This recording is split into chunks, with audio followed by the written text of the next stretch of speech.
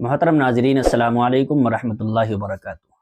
ہم نے جو یہ سلسلہ شروع کیا ہے یہ اس لیے کہ جو لوگ اہل سنت والجماعت سے بھٹکے ہوئے ہیں یا حق بات ان تک نہیں پہنچ پا رہی ہے، ان لوگوں تک حق بات کو پہنچانا اور حق بات کو ثابت کرنا، اہل سنت والجماعت کے عقائد کو پیش کرنا، اس لیے اس کام کو شروع کیا گیا ہے۔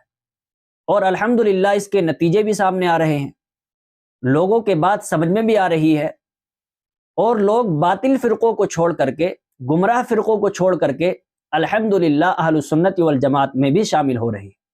اسی تعلق سے ایک کومنٹ ہم نے پڑھا ایک ویڈیو پر، ان کا نام محسن صدیقی ہے۔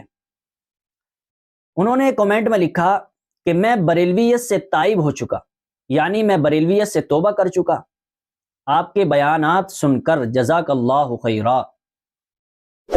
دیکھیں الحمدللہ الحق یعلو ولا یعلا، حق جو ہے ہمیشہ غالب رہتا ہے، مغلوب نہیں ہوتا ہے۔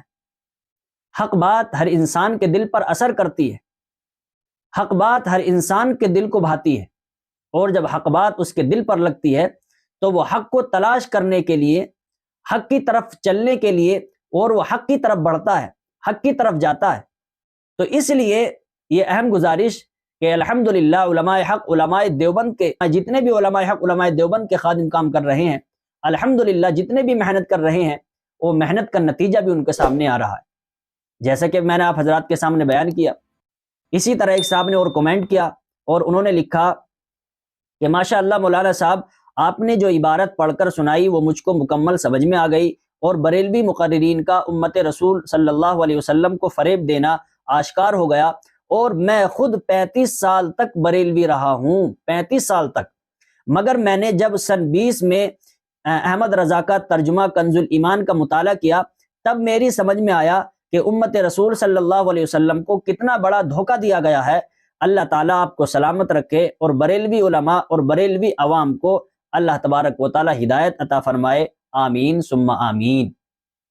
یہ نتیجے سامنے آئے اور آ رہے ہیں، اور الحمدللہ آتے رہیں گے۔